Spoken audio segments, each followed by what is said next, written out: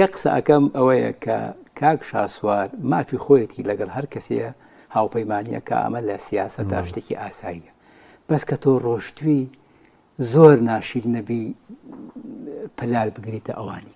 کە بۆ نەهاتن کە بۆ وەکو منیان نەکرد ئەمە ئیشی ئەو نییە بەڕاستی ئەمە نابێت دڕێن بەخۆم بم تۆ هەنگاوە سیاسەکانی خەڵکی کە دیاری بکەیت تعلیق بدەیت بچووک سەیریان بکەیت ئەمە غەڵەتە هەموو کوردستان ئەمە ئەبینێ ئەزانەیە کە تۆ دوێنێ چی و بەم هێزە ئەوت ئێستا چۆن لەگەڵ یان ڕێکەوتووی و چۆن دەنگەکانی خەڵکی بەو شێوەیە کۆ کردەوە چۆن ئێسش بەم ڕێگایی کە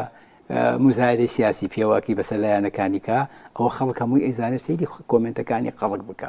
ئێمە وامان بکردایە زۆر لەوەمان دەسەکەو بەس نەمانویستمان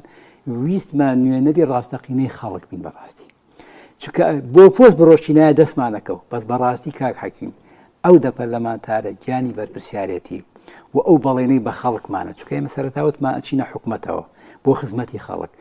لەگەر لە حکومەت هابین ئاگامان لە زانیاریەکانە بێ ئاگامان لە بڕیارەکانە بێ ئاگامان لەوە بێت لەکوێ لە چ شوێنەکە کێ ڕێگریەکە لە مافەکان و لە مەسەلەی بووجە و موچەوخانە نشین و مافی جوتیاران و هەموو مافەکانی کە کێشەی نەوت و هاز و هەموو ئەو شتانەی کە هەیە ئاگادار ئەبووین بۆی بتوانین لە ڕووی زانیاریەوە هەنگاو هەڵبگرین و لە ڕووی زانیاریشەوە هەڵوێ زۆر بگرین بۆ ئەوە چوی ناوێ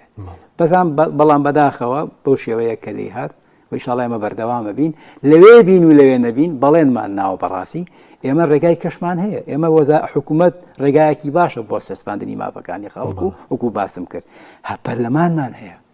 و لیژنەکانمان هەیە کە ئێمە خۆشبەختانە ئێستا لە لیژنەی دارایی 5 کوردی تایە سیانی ئێمەی سێ کەسی وەکو کاک جەمال و دکتۆر ڕێبوار و کاک ئەحمەدی ئینشاءالله تەسبیتە بێ لەوێ کەواتە سێ کەسی بەتوانا و بە ئیمکان و خاوەن ئەزمون ئەچنە ئەو لیژنەیەوە ئەوە خۆ بخۆیە خاڵێکی زۆر گرنگ باش ئێمە لە لیژنە گرنگەکانە حوزورمان هەیە